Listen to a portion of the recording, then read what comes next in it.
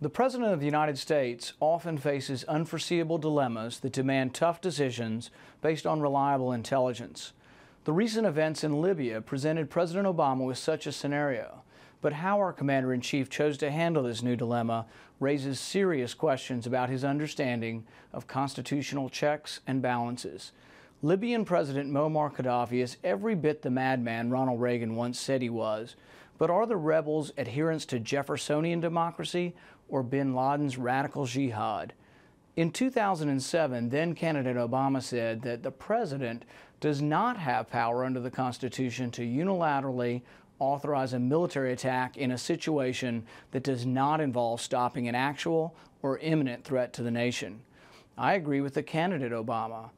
Unfortunately, President Obama has failed to heed his own advice. He has ignored our Constitution and engaged us in a military conflict without congressional debate and approval. What imminent threat did Gaddafi or Libya pose to the United States? Obviously, the decision to take military action of this magnitude is something that should not be taken lightly and should first require determining whether it is in the United States' vital national interests.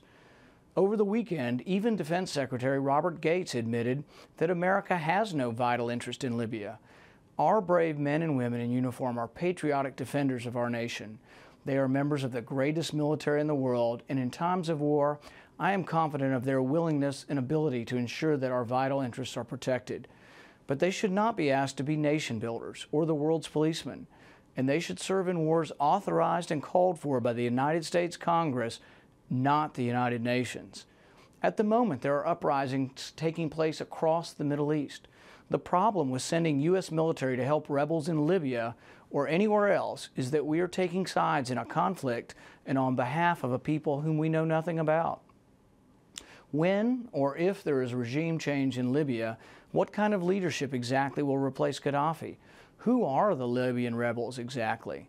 The Daily Telegraph reported over the weekend that some Libyan rebel leaders now claim they have members of al-Qaeda within their ranks and are glad to have them. Why do we have American soldiers, our best and bravest, helping people in Libya who may be the very same people we ask our military to fight in Afghanistan and Iraq?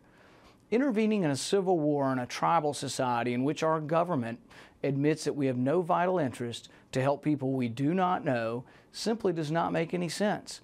Libyan society is complicated, and we simply do not know enough about the potential outcomes or leaders to know if this will end up in the interests of the United States or if we are in fact helping to install a radical Islamic government in place of a secular dictatorship.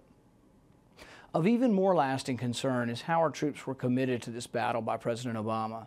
The Founding Fathers understood the seriousness of war and thus included in our Constitution a provision stating that only Congress can declare war. The decision to wage war should not be taken cavalierly. As Madison wrote, "The Constitution supposes what the history of all governments demonstrates, that the executive is the branch of power most interested in war and most prone to it. It has accordingly, with studied care, vested the question of war in the legislature." If President Obama had consulted Congress, as our Constitution requires him to do, perhaps we could have debated these questions before hastily involving ourselves in yet another Middle Eastern conflict.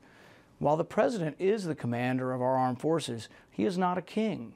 He may involve those forces in military conflict only when authorized by Congress or in response to an imminent threat. Neither was the case here. We are already in two wars that we are not paying for.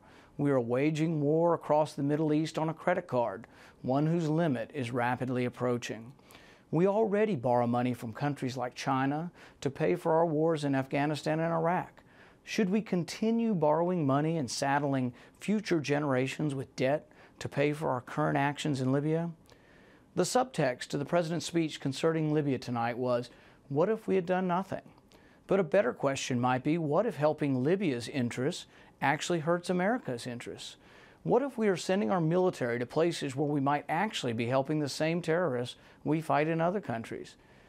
It's time that we re-examine these policies by once again consulting the Constitution on such matters and the common sense principles that made this country great. We can no longer afford to spend what we don't have, and we can't afford to address every other nation's problems before we address our own. Over the coming days and weeks, Congress will force President Obama to confront these questions. Our brave young men and women have answered the call of duty time and time again over the past decade.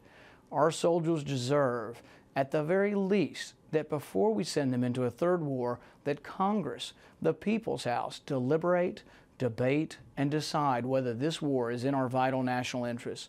Thank you for listening tonight, and God bless the United States of America.